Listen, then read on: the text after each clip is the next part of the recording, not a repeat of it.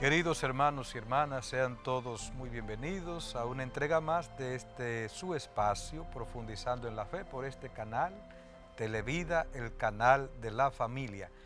Y como siempre, iniciemos pidiendo el auxilio del Espíritu Santo, pues el Espíritu es quien nos ayuda a entender, quien nos ilumina, quien nos guía, quien nos fortalece. En el nombre del Padre, y del Hijo, y del Espíritu Santo.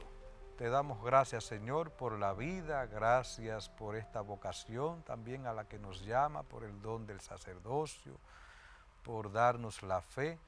Te pedimos que nos ilumines, que ilumines nuestros corazones, ilumine nuestros entendimientos para que podamos, Señor, seguir ahondando en tu misterio, que es misterio de vida, que es misterio de amor, que es misterio de esperanza. Que tu Espíritu Santo, Señor, inunde, inflame nuestros corazones de tu gracia, de tu caridad. Amén. Vamos a meditar ahora en este momento el Evangelio para este día, tomado de Juan 1, 19, 28. Este fue el testimonio de Juan cuando los judíos enviaron desde Jerusalén sacerdotes y levitas a Juan que le preguntaran: ¿tú quién eres? Él confesó sin reservas: yo no soy el Mesías. Le preguntaron: entonces, ¿qué? ¿Eres tú Elías? Él dijo: no lo soy. ¿Eres tú el profeta? Respondió: no. Y le dijeron: ¿quién eres? Para que podamos dar una respuesta a los que nos han enviado. ¿Qué dices de ti mismo? Él contestó: yo soy la voz que grita en el desierto, allanen el camino del Señor, como dijo el profeta Isaías. Entre los enviados había fariseos y le preguntaron: entonces, ¿por qué bautizas si tú no eres el Mesías, ni Elías, ni el profeta? Juan les respondió: yo bautizo con agua. En medio de ustedes hay uno que no conocen, el que viene detrás de mí, y al que no soy digno de desatar la correa de la sandalia. Esto pasaba en Betania, en la otra orilla del Jordán, donde estaba Juan bautizando. El Evangelio de este día nos presenta a esta gran figura, Juan el Bautista, este gran profeta, el precursor de la venida de Jesucristo. Y él vivió en un tiempo de gran expectación. Por eso las autoridades del pueblo mandan unos legados a preguntarle que si él es el Mesías. Y qué grande es el testimonio de Juan, que sabe reconocer su propia realidad. Él muy bien pudo haber dicho: sí, yo soy el Mesías. Se lo hubiesen creído, porque era un hombre que tenía arrastre, que tenía autoridad ante el pueblo, que comenzó a bautizar. Pero Juan era un hombre humilde. Dice Santa Teresa que la humildad es la verdad. Por tanto, el hombre humilde ni se considera más que los otros, ni se considera menos, sino que es consciente de su propia realidad, de su propia identidad, y desde esa identidad pues actúa. Juan sabe que no es el Mesías, por eso dice: yo soy el profeta, soy la voz que clama en el desierto. Y este sentido también de humildad lo da a entender cuando dice: detrás de mí viene uno que es más poderoso que yo, de quien yo no soy digno ni siquiera de desatarle la correa de las sandalias. Los que desataban las correas de las sandalias eran los esclavos, es decir, yo ante él no soy digno de nada, o sea, soy, como quien dice, también su esclavo, y ni siquiera eso, ni siquiera de eso soy digno.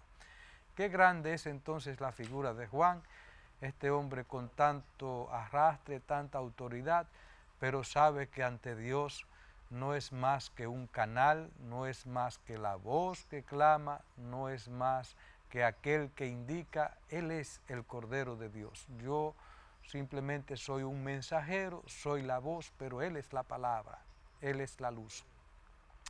Aprendamos de Juan el Bautista y seamos también nosotros anunciadores de esta palabra, anunciadores del Evangelio. Bien, vamos a continuar con el tema que venimos tratando, que es el tema de la relación que hay entre Sagrada Escritura y tradición. Ya decíamos que la divina revelación, es decir, la fe, se transmite a través de estos dos medios fundamentales. La Sagrada Escritura, que es la palabra de Dios en cuanto puesta por escrito, y que hemos dicho que el centro y el culmen de esa palabra es Jesucristo, pues todo el Antiguo Testamento, con sus signos, con la voz profética, con el sacerdocio, con el templo, el rey, todo era, podríamos decir, un anuncio, una preparación, una prefiguración de Jesucristo. Pues esa palabra, esos acontecimientos fueron puestos por escrito en la Biblia, por eso nos llega toda esta historia de salvación de este pueblo elegido, el pueblo de Israel, y ese es el primer medio de transmisión de la fe. Pero hay otro medio que es la tradición, y la tradición, podríamos decir, es todo lo que es la enseñanza de la iglesia, es su culto, es su vida. Por eso la tradición, podríamos decir, recoge todo este elemento que es como la vivencia de esta palabra, que ahora se hace oración, se hace culto, se traduce en una enseñanza que va suscitando, gracias a la fuerza del Espíritu, una serie de hombres, de consagrados, de congregaciones, de movimientos apostólicos, de santos, de devociones. Todo eso es la tradición viva de la iglesia, la tradición viva de la iglesia. Por tanto, Sagrada Escritura y tradición, como bien nos dice el Catecismo de la Iglesia, nacen de la misma fuente. ¿Y cuál es esa fuente? Jesucristo, la plenitud de la revelación, el centro de la historia. Por eso el Antiguo Testamento se dirige a Cristo, pero también nosotros que estamos más allá de su nacimiento, podríamos decir, seguimos iluminados por esa misma palabra, seguimos iluminados por Él, que es el centro de la historia. Él es entonces también la fuente de la tradición viva de la iglesia. Sagrada Escritura y tradición tienen una misma fuente, que es la palabra de Dios, que es el Verbo encarnado, que es una persona, es Jesucristo. Y se unen en un mismo caudal, por eso podríamos decir, ambas transmiten la misma fe. Sagrada Escritura y tradición, es decir, la iglesia con su vida, su culto, con su enseñanza, se va transmitiendo esa fe, que no solamente se transmite por la palabra, la misma liturgia es ya, podríamos decir, una vivencia y una catequesis, y nos transmite de una manera, actualizando el misterio, celebrando el misterio, haciendo presente a Jesucristo, nos transmite la fe. Y tienden a un mismo fin. ¿Cuál es ese fin? Ese fin es la salvación de todos los hombres, pues Dios ha querido que su palabra alcance a todos los hombres, de todos los tiempos, de todas las culturas. Todas las culturas. Tradición apostólica y tradiciones eclesiales. Es importante distinguir entre la tradición apostólica y las tradiciones eclesiales que se van, podríamos decir, integrando en la historia de la iglesia. Por eso nos dice el Catecismo de la Iglesia Católica en el número 83. Es preciso distinguir de ella las tradiciones teológicas, disciplinares, litúrgicas o devocionales, nacidas en el transcurso del tiempo en las iglesias locales. Estas constituyen formas particulares en las que la gran tradición recibe expresiones adaptadas a los diversos lugares, a las diversas épocas. Solo a la luz de la gran tradición, aquellas pueden ser mantenidas, modificadas o también abandonadas bajo la guía del magisterio de la iglesia. Así como decíamos que había unas revelaciones privadas, y ya hablábamos de Santa Margarita María de Alacoque como aquella a quien se les reveló toda esta devoción que surge a raíz del corazón de Jesús, que nos alcanza hasta nuestros días. También así hay una gran tradición que es la que recibimos de los apóstoles, que da origen a todo lo que es la vida litúrgica, la celebración de los sacramentos, la vivencia de la caridad, la institución del episcopado, del sacerdocio, del diaconado, en fin. Y hay otras tradiciones, podríamos decir que son de algunas iglesias locales, por eso hay lo que se conoce como el rito ambrosiano, el rito romano dentro de la iglesia oriental también tiene otros ritos, sin embargo es la misma fe, lo que estamos viviendo, la misma fe. También hay tradiciones que se meten, por ejemplo, la iglesia occidental nos pide a nosotros los sacerdotes la vida celibataria, pero en la iglesia oriental los sacerdotes se casan, es decir, son distintos modos de vivir la misma fe.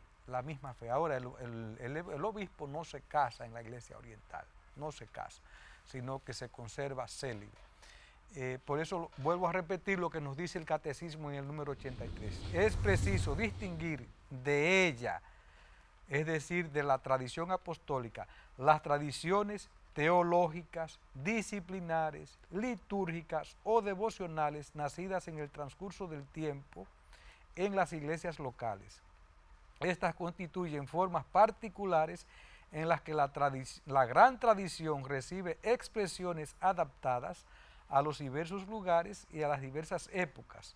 Solo a la luz de la gran tradición, aquellas pueden ser mantenidas, modificadas o también abandonadas bajo la guía del magisterio de la Iglesia. Es importante recalcar esto que nos dice el Catecismo de la Iglesia Católica en estas últimas líneas.